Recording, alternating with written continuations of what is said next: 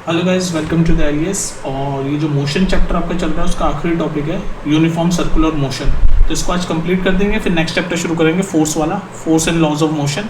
ये motion chapter आपका खत्म हो जाएगा। तो उम्मीद करो अपने सीक्वेंस में सारे कॉन्सेप्ट देखे।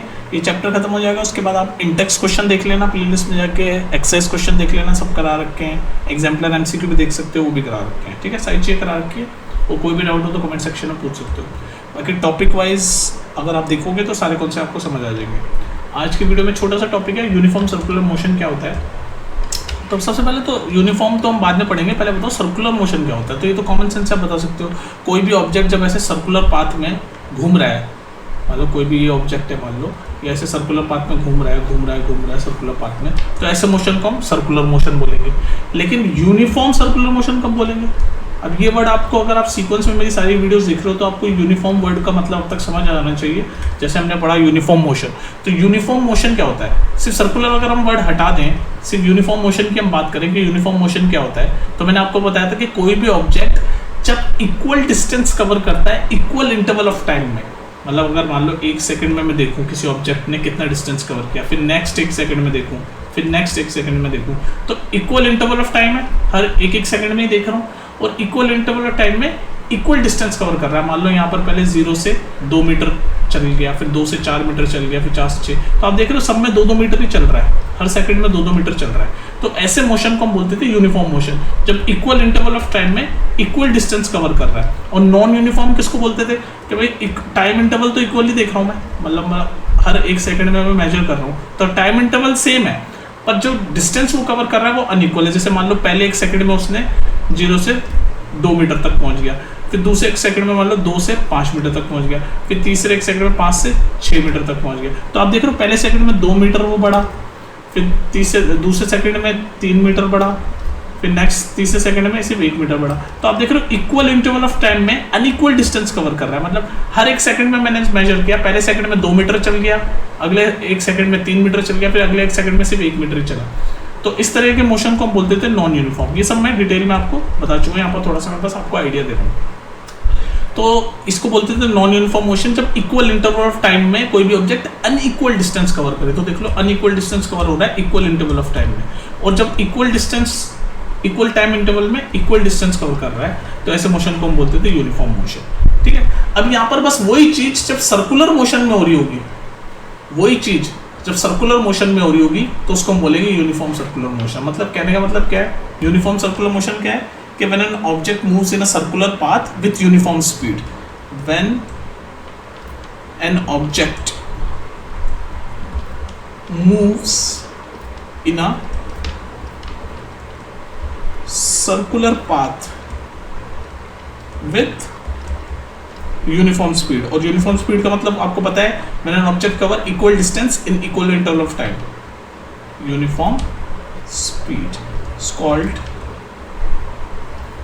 Uniform circular motion. इसके एग्जांपल है हमारा जो फैन चल रहा है ना, वो भी यूनिफॉर्म सर्कुलर मोशन में ही चल रहा है। फैन एग्जांपल, फैन हमारा चल रहा है, या फिर वॉल क्लॉक वो भी यूनिफॉर्म सर्कुलर मोशन में एकदम चल रही होती है, टिक टिक करके। ठीक है, तो आप समझ गए भाई यूनिफॉर्म सर्कुलर मोशन क्या है कि भाई कोई ऑब्जेक्ट यूनिफॉर्मली चल रहा है लेकिन सर्कुलर पाथ में।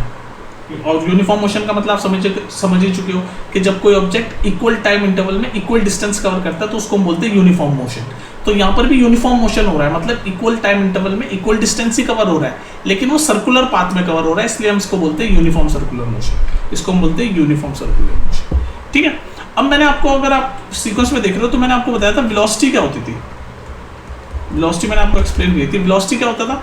वेलोसिटी होता था डिस्प्लेसमेंट अपॉन टाइम। मैंने आपको एक वीडियो बनाई है जिसमें वेलोसिटी और स्पीड का मैंने आपको डिफरेंशिएशन बताया, तो ये होती थी वेलोसिटी। एक चीज मैं आपको समझा रहा हूँ, ध्यान से देखो। और एक होती थी स्पीड। स्पीड होती थी डिस्टेंस अपॉन टाइम। स्पीड में हम डिस्टेंस अपॉन टाइम देखते थे और वेलोसिटी में हम डिस्प्लेसमेंट अपॉन टाइम देखते थे। दोनों में फर्क क्या है? फर्क ये है कि डिस्प्लेसमेंट जो है ना, वो एक वेक्टर क्वांटिटी है। वेक्टर क्वांटिटी मतलब इसमें डायरेक्शन जो होता है, डायरेक्शन वो इंपॉर्टेंट होता है। डिस्टेंस में डायरेक्शन की कोई जरूरत नहीं होती, बस वो मैग्नीट्यूड में कितना डिस्टेंस कवर किया, 5 मीटर 6 मीटर, बस इतना इंपॉर्टेंट है। मतलब वो नंबर, मैग्नीट्यूड मतलब वो अमाउंट, कितने अमाउंट डिस्टेंस कवर किया वो इंपॉर्टेंट होता है। डिस्टेंस में सिर्फ मैग्नीट्यूड इंपॉर्टेंट होता है, मैग्नीट्यूड मतलब कितने अमाउंट, 5 मीटर चला, 6 मीटर चला, बस उतना। लेकिन डिस्प्लेसमेंट में मैग्नीट्यूड नहीं, डिस्प्लेसमेंट डायरेक्शन भी हमें पता होनी चाहिए कि भाई किस डायरेक्शन में कोई ऑब्जेक्ट मूव हुआ। और डिस्प्लेसमेंट को हम बोलते हैं शॉर्टेस्ट डायरेक्शन। जब किसी एक पोजीशन से हमें दूसरे पोजीशन का जो शॉर्टेस्ट पाथ होता था ना, उसको हम बोलते थे डिस्प्लेसमेंट, शॉर्टेस्ट पाथ। तो यहाँ पर डायरेक्शन इंपॉर्टेंट हो गई, इसलिए वेक्टर क्वांटिटी है। डिस्टेंस में डायरेक्शन इंपॉर्टेंट नहीं है, तो स्केलर क्वांटिटी है। और स्पीड जो है वो डिस्टेंस पे निर्भर करती है। फॉर्मूला देख लो, डिस्टेंस अपॉन टाइम, तो स्पीड भी स्केलर क्वांटिटी है, क्योंकि यहाँ पर भी डायरेक्शन का कोई रोल ही नहीं है, क्योंकि डिस्टेंस में डायरेक्शन का कोई रोल नहीं है। सिमिलरली पर उसके अपोजिट वेलोसिटी में डिस्प्लेसमेंट है, और डिस्प्लेसमेंट डायरेक्शन पे इन्वॉल्व करती है, इससे वेलोसिटी भी वेक्टर क्वांटिटी है, क्योंकि वेक्टर क्वांटिटी मतलब जो डायरेक्शन में निर्भर हो। ठीक है, तो आप समझ रहे हो कि मैंने आपको सर्कुलर मोशन मैंने बता दिया। तो अब आप एक चीज ध्यान से सुनो, अगर आपको वेलोसिटी और स्पीड का कॉन्सेप्ट समझ आ गया, तो अभी सर्कुलर मोशन है, ये सर्कल है, कोई ऑब्जेक्ट इस सर्कुलर मोशन में घूम रहा है, कोई ऑब्जेक्ट सर्कुलर मोशन में घूम रहा है, और मैंने आपको बोला यूनिफॉर्म सर्कुलर मोशन में घूम रहा है, यूनिफॉर्म सर्कुलर मोशन में घूम रहा है। तो ये यूनिफॉर्म सर्कुलर मोशन में घूम रहा है, लेकिन इसकी वेलोसिटी चेंज होती जाएगी। क्यों वेलोसिटी चेंज हो जाएगी? क्योंकि मैंने आपको क्या बोला, वेलोसिटी चेंज होती है, वेलोसिटी डिपेंड करती है डायरेक्शन पे, वेलोसिटी डिपेंड करती है डायरेक्शन पे। क्योंकि वेलोसिटी का फॉर्मूला क्या होता है, अभी हमने देखा, डिस्प्लेसमेंट अपॉन टाइम। आपने देख लिया ना वेलोसिटी का फॉर्मूला, डिस्प्लेसमेंट अपॉन टाइम होती है, और डिस्प्लेसमेंट डायरेक्शन पे डिपेंड करती है। तो यहाँ पर सर्कुलर मोशन में जब कोई ऑब्जेक्ट मूव कर रहा होता है, मान लो ये ऑब्जेक्ट है, ये सर्कुलर, ये कोई ऑब्जेक्ट है, और ये सर्कुलर मोशन में ऐसे चल रहा है, ऐसे चल रहा है, तो आप देख रहे हो हर पॉइंट पे इसकी डायरेक्शन चेंज हो रही है। देख लो, अभी ऐसे थी, फिर ऐसे हो गई, फिर ऐसे हो गई, ऐसे हो गई। तो आप देख रहे हो सर्कुलर मोशन में हर पॉइंट पे ऑब्जेक्ट की डायरेक्शन चेंज हो रही है, और जब डायरेक्शन चेंज होगी यानी कि वेलोसिटी भी चेंज हो रही है, और जब वेलोसिटी चेंज होती है तो यानी कि एक्सेलरेशन हो रहा है। एक्सेलरेशन क्या होता है, change in velocity upon change in time. आप देख रहे हो सारे कॉन्सेप्ट कैसे मिक्स हो रहे हैं। अगर आप एक भी कॉन्सेप्ट नहीं समझोगे तो आपको बात समझ में आएगी। भाई वेलोसिटी क्यों चेंज हो रही है, जबकि यूनिफॉर्म मोशन में चल रहा है। यूनिफॉर्म मोशन मतलब इक्वल इंटरवल में इक्वल डिस्टेंस कवर कर रहा है, लेकिन डायरेक्शन चेंज हो रही है, और आपको पता है वेलोसिटी डायरेक्शन पे डिपेंड है। तो जब डायरेक्शन चेंज हो रही है यानी कि वेलोसिटी भी चेंज होगी, और वेलोसिटी चेंज हो रही है तो मतलब एक्सेलरेशन आएगा। तो ऐसे जो यूनिफॉर्म सर्कुलर मोशन है उसको हम एक और चीज बोलते हैं, यूनिफॉर्म सर्कुलर मोशन। अगर आपसे 1 मार्क में पूछ ले कि क्या यूनिफॉर्म सर्कुलर मोशन एक्सेलरेशन, उसके अंदर क्या एक्सेलरेशन होता है, तो आप बोलोगे यस होता है, एक्सेलरेशन होता है, क्योंकि चेंज वेलोसिटी चेंज हो रही है, तो चेंज जैसी वेलोसिटी चेंज होगी तो एक्सेलरेशन तो हो गई, क्योंकि एक्सेलरेशन का कॉन्सेप्ट ही ये फॉर्मूला ये change in velocity per unit time, change in velocity per unit time, ये हमारा फॉर्मूला था। एक्सेलरेशन वाली वीडियो आप जाके देख लेना। तो आप देख रहे हो कि वेलोसिटी क्यों चेंज हो रही है, जबकि यूनिफॉर्म मोशन हो रहा है। यूनिफॉर्म मोशन होने के बाद भी, क्योंकि आप देखते हो जब किसी ऑब्जेक्ट, अगर स्ट्रेट पाथ में हम देख रहे हैं, कोई ऑब्जेक्ट से स्ट्रेट पाथ में चल रहा है, स्ट्रेट पाथ में ए पॉइंट से बी पॉइंट पे स्ट्रेट पाथ में गया, तो इस केस में वेलोसिटी चेंज नहीं होगी, क्योंकि स्ट्रेट पाथ है, एक ही डायरेक्शन में चल रहा है, और वो भी यूनिफॉर्म चल रहा है। तो इस केस में जो वेलोसिटी होती है ना, वो 0 हो जाती है, सॉरी कांस्टेंट हो जाती है। या फिर आप ये कह सकते हैं वेलोसिटी और स्पीड सेम होती है स्ट्रेट पाथ में। 1 मार्क में पूछा जाता है, ध्यान से सुनना, स्ट्रेट पाथ में velocity is equal to speed, क्योंकि आपका डायरेक्शन चेंज नहीं हो रही, वेलोसिटी और स्पीड सेम होती है स्ट्रेट पाथ में, लेकिन सिर्फ स्ट्रेट पाथ में। लेकिन यहाँ पे सर्कुलर मोशन की बात हो रही है, और सर्कुलर मोशन में डायरेक्शन चेंज हो रही है, स्ट्रेट पाथ में तो कोई डायरेक्शन चेंज नहीं होती, इसलिए वेलोसिटी और स्पीड सेम होते हैं। आप ध्यान रखो, स्पीड और वेलोसिटी में फर्क ही है। आप स्पीड और वेलोसिटी का जो डिफरेंस वाली वीडियो है ना, वो जरूर देखना, अगर आपको यह कंफ्यूजन हो रहा है जो मैं समझा रहा हूँ। वेलोसिटी और स्पीड में सबसे बड़ा डिफरेंस ये मैंने एक्सप्लेन किया ना, वेलोसिटी का फॉर्मूला होता है डिस्प्लेसमेंट अपॉन टाइम, स्पीड का फॉर्मूला होता है डिस्टेंस अपॉन टाइम। तो वेलोसिटी और स्पीड में फर्क ये है कि स्पीड जो है वो डायरेक्शन की मोहताज नहीं होती, पर वेलोसिटी डायरेक्शन की मोहताज होती है। लेकिन अगर हम स्ट्रेट पाथ में कोई ऑब्जेक्ट चल रहा है यूनिफॉर्मली मतलब आपको यूनिफॉर्म का मतलब मैं समझा चुका हूँ, कोई भी ऑब्जेक्ट जब इक्वल टाइम इंटरवल में इक्वल डिस्टेंस कवर करता है तो उसको बोलते हैं यूनिफॉर्म मोशन। तो जब स्ट्रेट पाथ में कोई ऑब्जेक्ट यूनिफॉर्मली चल रहा होता है तो वेलोसिटी और स्पीड सेम हो जाती है। ये 1 मार्क में बहुत बार पूछा जा चुका है कि स्ट्रेट पाथ में वेलोसिटी और स्पीड सेम है, क्योंकि डिस्टेंस और डिस्प्लेसमेंट में कोई फर्क नहीं है, क्योंकि कोई डायरेक्शन का रूल नहीं है, एक ही डायरेक्शन में आपका ऑब्जेक्ट चला जा रहा है स्ट्रेट पाथ में। लेकिन यहाँ पर जब हम यूनिफॉर्म सर्कुलर मोशन की बात कर रहे हैं तो आप भले ही ये ऑब्जेक्ट यूनिफॉर्मली चल रहा है, मतलब इक्वल इंटरवल ऑफ टाइम में इक्वल डिस्टेंस कवर कर रहा है, लेकिन इसकी डायरेक्शन तो चेंज हो रही है हर पॉइंट पे। दिखाया मैंने, देखो यहाँ देखो हर पॉइंट पे डायरेक्शन चेंज हो रही है।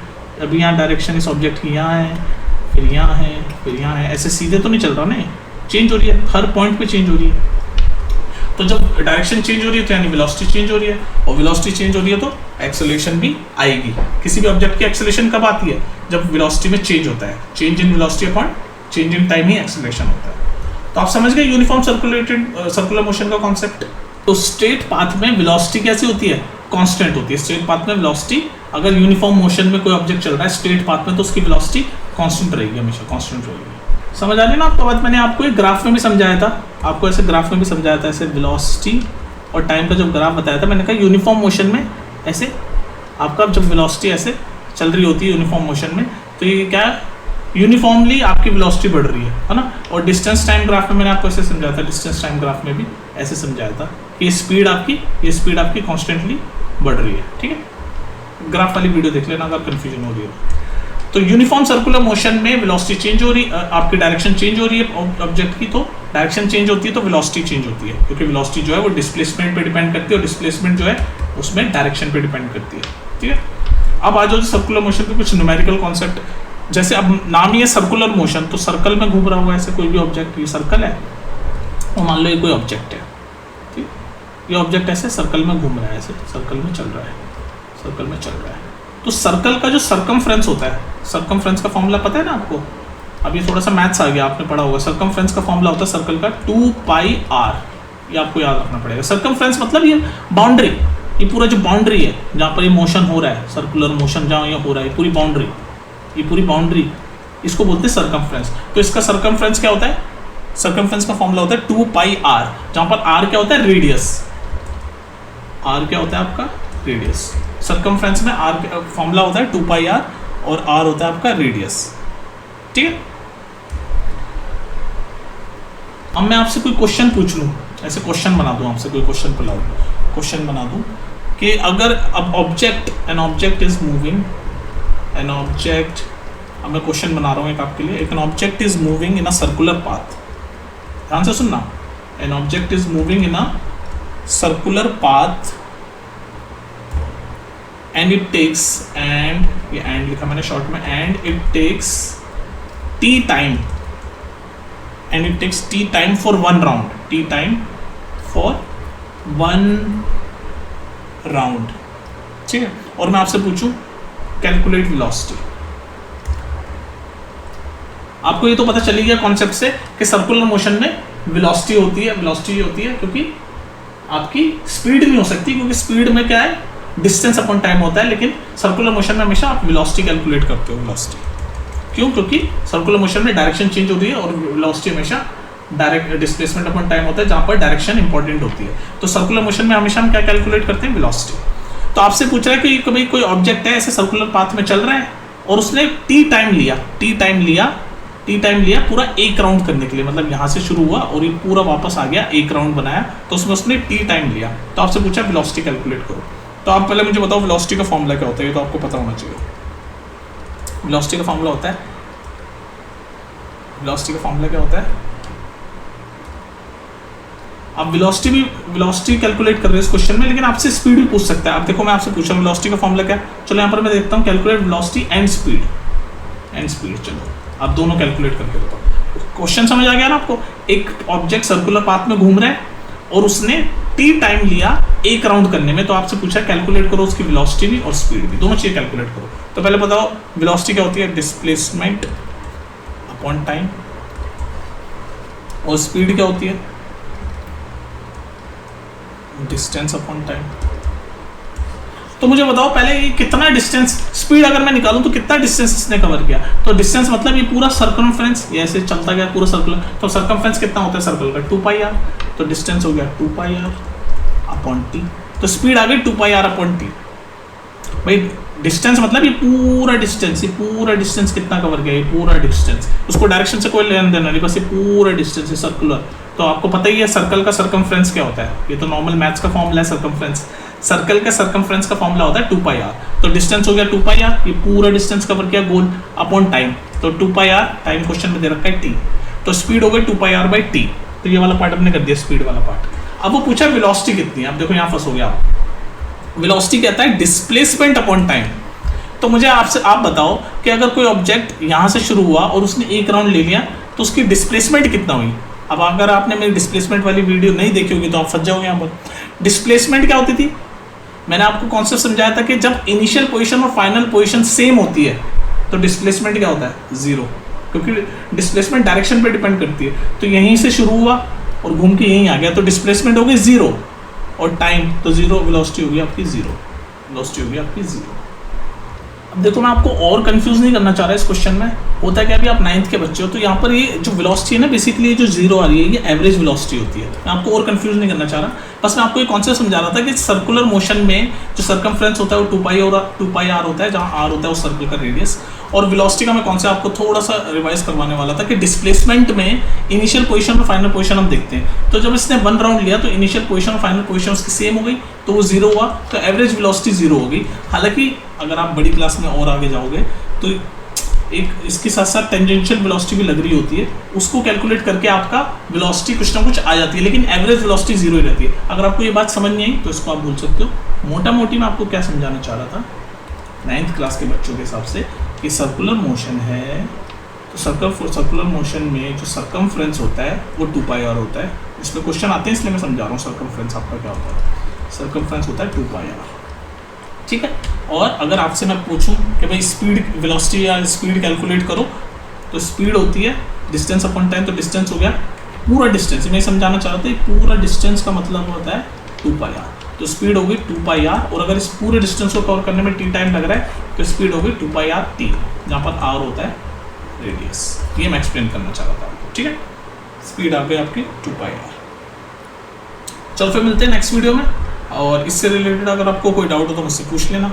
और अभी NCERT के इंटेक्स क्वेश्चन और एक्सरसाइज क्वेश्चन आप देख लेना करके, मैंने करा रखे सारे प्लेलिस्ट में देख लेना। मिलते हैं फिर नेक्स्ट वीडियो में, ठीक है।